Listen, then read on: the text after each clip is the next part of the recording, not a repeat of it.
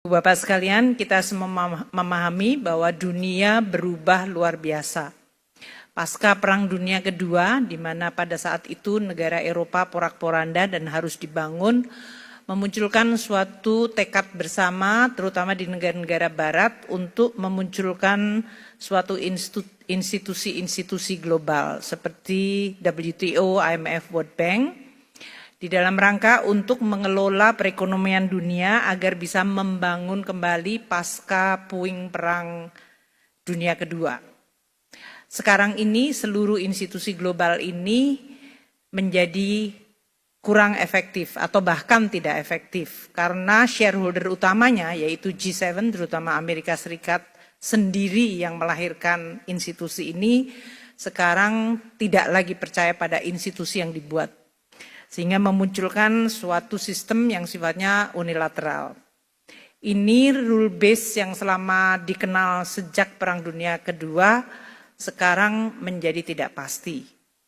Di sisi lain memunculkan blok-blok baru termasuk BRIC tadi dan juga kebijakan yang semuanya cenderung menjadi dalam situasi tidak pasti intensitas dari persaingan yang sangat runcing, setiap negara pasti instingnya adalah menjaga domestiknya.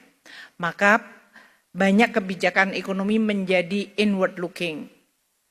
My country first, American first, China first, Indonesia first, dan yang lain-lain. Karena ini memang pada saat external environment tidak bisa diandalkan, maka yang harus dilakukan adalah menjaga kepentingan nasional. Dan ini sudah disampaikan oleh Bapak Presiden, termasuk tadi di dalam pembukaannya penekanan ini bahkan sebelum Donald Trump menyampaikan Trump tarif atau Liberation Days tarif yang disampaikan minggu lalu. Tadinya kita masih berharap adanya supply chain yang berdasarkan perkawanan, makanya waktu itu muncul friendshoring, nearshoring, sekarang bahkan tidak ada definisi yang disebut kawan atau friend lagi. Karena Amerika terhadap Kanada, terhadap Meksiko, negara yang tergabung dalam NAFTA, ini pun juga yang dibidani oleh Amerika Serikat, sekarang ini di-abandon dan menjadi persaingan yang tidak ada lagi definisi kawan atau lawan. Inilah dunia yang kita hadapi. Kebijakan tarif Amerika menjadikan risiko ketidakpastian yang luar biasa. Kalau kita lihat timelinenya selama satu episode 1 Februari hingga April ini dalam 2 bulan telah mengubah lanskap perekonomian global. Pada saat Presiden Trump tanggal 1 April mengeluarkan executive order untuk mengatakan Kanada diberikan tarif 10%, dan untuk energinya 25%, Meksiko diberikan tarif 25% dan Tiongkok 10%, itu telah mengubah seluruh tatanan perkawanan yang tadinya dianggap taken for granted, itu akan terus berjalan. Sejalan dengan waktu muncul kemudian retaliasi atau respons dan ancaman tambahan untuk produk tertentu seperti baja dan aluminium. Kemudian muncul executive order yang baru tanggal 4 Maret persis sebulan yang lalu untuk menambah untuk Tiongkok 20% dan Kanada melakukan retaliasi. Timeline ini menggambarkan hanya dalam waktu 1 bulan. Dunia yang tadinya digovern dengan rule base sekarang tidak ada lagi kepastian. Ini yang menjadi salah satu yang perlu untuk kita perhatikan di dalam kita mengelola ekonomi. Tidak kita terus-menerus terkaget-kaget, namun pada saat yang sama kita tetap waspada.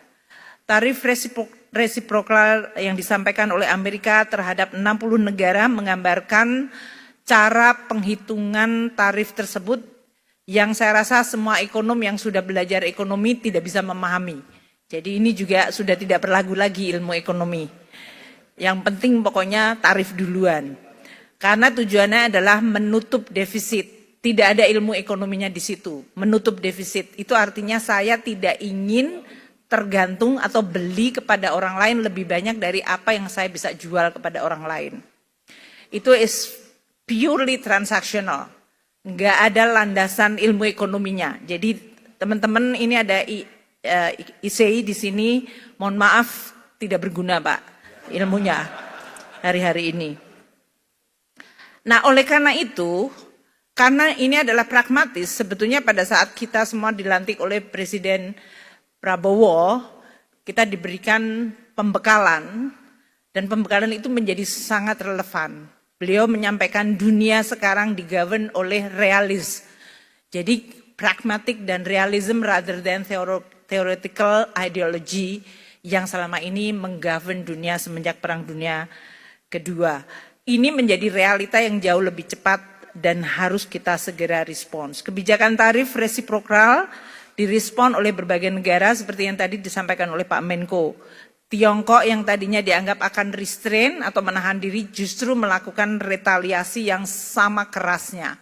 Dan ini menimbulkan suatu eskalasi, makanya pemburukan di pasar uang dalam 2 hari terakhir ini karena respons kedua sesudah RRT menyampaikan retaliasi. Sesudah RRT menyampaikan retaliasi, Presiden Trump dengan Twitter mengatakan saya akan menaikkan lagi tarifnya menjadi 50%. So ini adalah eskalasi yang belum berakhir dan karena ini sudah menyangkut presiden dengan presiden, biasanya akan sangat sulit untuk face savingnya. Jadi ini adalah situasi yang harus kita hadapi secara sangat open-minded, pragmatik dan pada saat yang sama kita harus agile, harus cepat. Seperti yang disampaikan Bapak Presiden dan Pak Menko tadi. Policy apa yang bisa kita lakukan segera dan bisa mengoreksi atau menggunakan opportunity harus bisa kita lakukan sekarang. Uni Eropa sebetulnya belum retaliasi tapi sudah ada di dalam paket. Tapi ini sebetulnya untuk salvo pembuka untuk renegosiasi. Kanada sudah melakukan retaliasi.